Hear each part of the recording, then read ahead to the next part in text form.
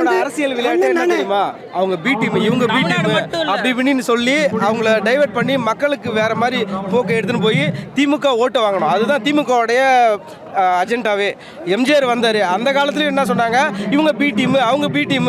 திமுகவுக்கு யார் ஆப்போசிட்டாக வந்தாலும் அவங்க பி டீம், அவங்கள எப்படி அழிக்கலாம், பி டீம் சொல்லி சி டீம் சொல்லி அழிக்கலாம் அப்படின்னு தான் அவங்க பண்ணுறாங்க. திமுகவோட வேலையே அதுதான். யாராவது வந்தால் நல்லது பண்ணிடக்கூடாது, அவங்கள ஏதாவது சொல்லி பி டீம் சி டீம் சொல்லி மக்களை குழப்பி விடணும். குழப்பி விட்டு அவங்கள ஓட்டு பர்சன்டேஜ்லாம் குறைக்கணும். இளைஞர் அந்த பக்கம் போக விடக்கூடாது.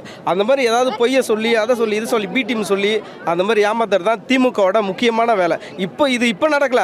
திமுக வந்து எம்ஜிஆர் வந்து தனியாக பிரிஞ்சு போனார்ல, அதுலேருந்து அவங்க இதை மட்டும் தான் ஃபாலோ பண்ணுறாங்க. நீங்கள் எல்லாத்துலேயும் எடுத்து பார்த்துங்க, திமுகவோட வேலை என்னென்னா பி டீம் சி டீம் சொல்லி இந்த மாதிரி பண்ணுறாங்க. ஆனால் அப்படியெல்லாம் கிடையாது. நீங்கள் மக்களை எல்லாருக்கும் சொல்கிறேன், உங்களுக்கு அவங்க நம்பி தான் வர்றாரு, எங்களை நம்பி தான் வர்றாரு, எல்லாரையும் நம்பி தான் விஜய் சார் வராரு. அது நீங்கள் தான் புரிஞ்சுக்கணும். ஓகேவா? அவங்க ஏதாவது சொல்லி குழப்பி ஓட்டை பிரித்து எப்படியாவது இவங்களை குழப்பி விடலான்னு தான் நினைக்கிறாங்க. அதுதான், வேற எதுவும் கிடையாது.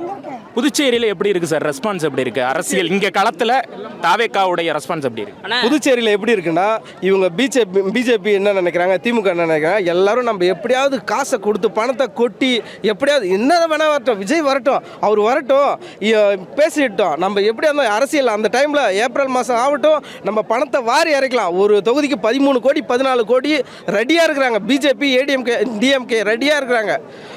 அந்த நேரத்தில் வாரி கொட்டினா அவங்க மனசை அந்த வாயை அடைச்சி இந்த பணத்தை வச்சு 14 கோடி ஒரு தொகுதிக்கு 30 தொகுதி இருக்குது, 14 கோடி வாரி அடைச்சா அவங்க வாயை அடைச்சிடலான்னு நினச்சின்னு இருக்காங்க. அதெல்லாம் நடக்காது, முடியவே முடியாது, நடக்காது. எல்லா மக்கள் இப்போ இளைஞர் பார்த்தீங்களா, எல்லாரும் ஸ்ட்ராங்காக இருக்கிறாங்க, எல்லாம் தெளிவாக இருக்கிறோம்.